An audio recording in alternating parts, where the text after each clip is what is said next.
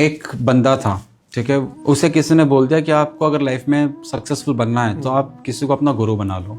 तो उसका एम यही था कि मुझे सक्सेसफुल बनना है, तो उसने जाके किसी को अपना गुरु बना लिया। अब वो गुरुजी के पास गया, उसने गुरुजी को पूछा कि मुझे सक्सेसफुल बनना है तो आप मुझे कुछ सक्सेस मंत्र दो। तो इन्होंने वही किया। तो गुरुजी ने कहा कि आपका एक ही गुरु मंत्र है। तो बोले क्या? बोले आप रोज पक्षियों को दाना डालोगे। ओके।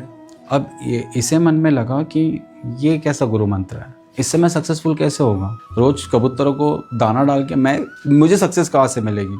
बट फिर इसके मन ने इसको कहा कि अगर गुरु आज्ञा है तो करनी चाहिए। तो ये गुरु आज्ञा मान के करने लग गया। तो रोज दाने डालने लग गया। अब धीरे धीरे कबूतरों का झुंड बढ़ता गया, क्योंकि कबूतरों को पता था कि इस टाइम पे इस जगह पे दाना मिलने वाला है। तो झुंड बढ़ता गया तो इसकी भी डालने की कैपेसिटी बढ़ती गई। जैसे आज 1 किलो, कल 2 किलो, 10 किलो।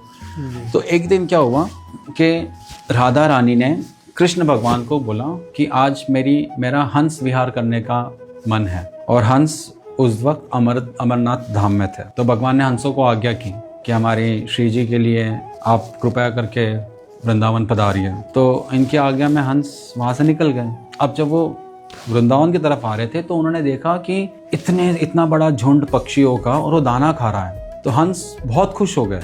हंस ने कहा कि हमारी योनि के लोगों को कोई दाना खिला रहा है, मतलब वो बहुत बड़ा कर्म कर रहा है, बहुत अच्छा कर्म कर रहा है। तो वो धरती पर आए और उन्होंने उस दाना देने वाले को देखा। अब ये हंस तो स्वयं भगवान के थे, तभी भगवान के पास जा रहे थे। पर जब उन्होंने उस दाना देने वाले को देखा तो उन्होंने तुरंत ब्रह्मा जी को आज्ञा की कि ब्रह्मा जी प्रकट हो। हंसों ने ब्रह्मा जी आए।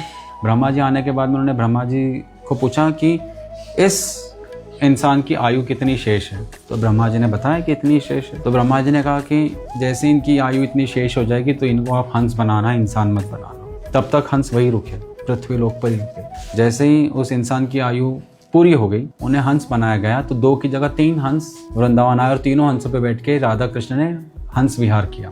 मतलब आप ये देखो कि उसके कर्म ने उसको इस कदर सक्सेसफुल बना दिया कि स्वयं भगवान ने इच्छा प्रकट की कि उनको उसके ऊपर बैठ के विहार करना है।